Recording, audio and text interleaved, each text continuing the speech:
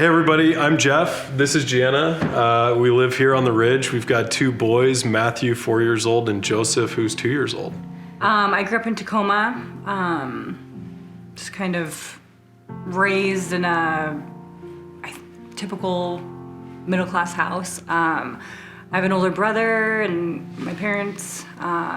We grew up in a Lutheran church. I think I grew up knowing the hymns, knowing the prayers. I really appreciate those things, but I don't think I formed kind of a close and intimate relationship with Jesus by any means.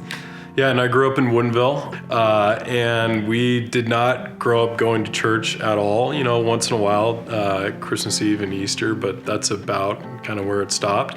And, you know, similar thing, very busy with sports and all those types of things, pretty normal upbringing. Got to college, joined a sorority. I've heard someone say they were serving two gods almost. They were serving the God of partying, staying up late, the social, the world, like what the world values. It really was serving two gods, and I just don't think that's possible to completely serve God and then also live in the world.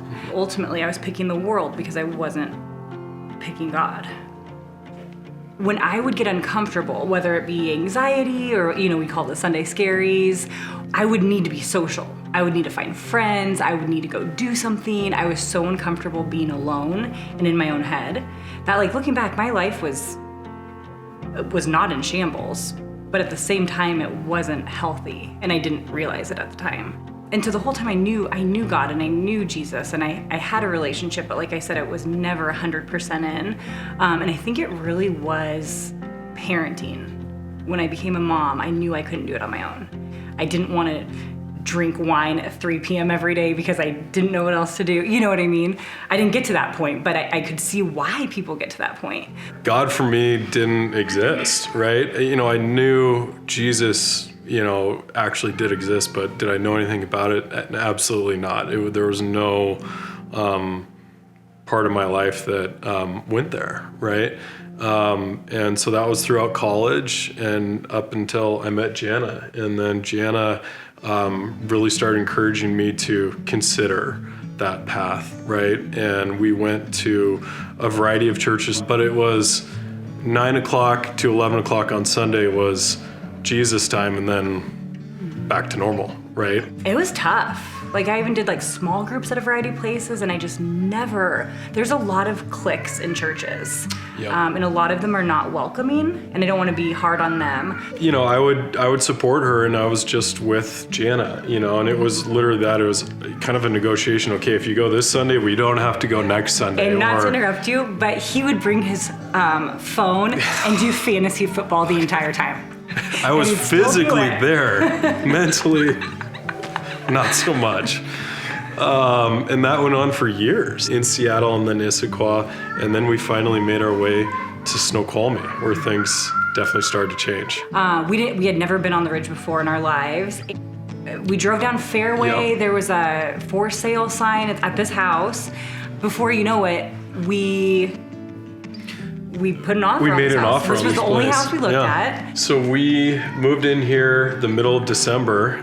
Something certainly changed when we got to Church on the Ridge. I didn't feel kind of scared of going into church and engaging with people. And from that first service on Christmas Eve, we went every single week, and we, I think, ended up in a small group with you, Pastor Charlie, within a month's time, probably, you know? And that's what really started to get the wheels going for me to understand, okay, what's this really all about? I always felt like I was asking very dumb questions. Yeah. What was different at Church on the Ridge is I had the freedom to ask those types of questions in kind of a safe space and get an answer, a genuine answer that would help me progress my journey. For me, that was a lot different, and that's what you know, started my journey to really follow Christ. Being put in a small group in a new church with people that like we've been searching for 10 years, and it was just so freeing, and it just like clicked to be like, these are the people I've been praying for. I think the biggest thing was people admit faults. Like, people admit they can't do it. Very and that's open. why, that's why Very you open. need Jesus. Like, And I think genuinely wanting to help us out and help everybody out. I think that was the big difference, right? You know, we can talk the gospel, but having someone that you've known for a couple hours, maybe at best, genuinely being interested in where your life's at and how they can help was like so cool. So as we went through, you know, a few months of small group and me kind of basically just listening to what's going on and maybe asking the occasional random question here and there, I reached out to you, Pastor Charlie, and just said, hey, where do I take it from here? So you were kind enough to sit down with me over lunch and discuss the whole journey beginning to end and what to expect and what to think about. And then basically ask me the question, are you ready to commit? Yes or no? Very simple question, which hit me pretty hard because I wasn't expecting that over lunch. Just, this is very direct. It's a yes or a no, Jeff. And if it's a yes, here's what that's going to look like afterwards. and it's a big deal. It's not a little thing to say you're a Christian. If I'm a Christian, if I want to walk with Jesus, I have to be 100% committed to him. And that's what it was. That's what it is.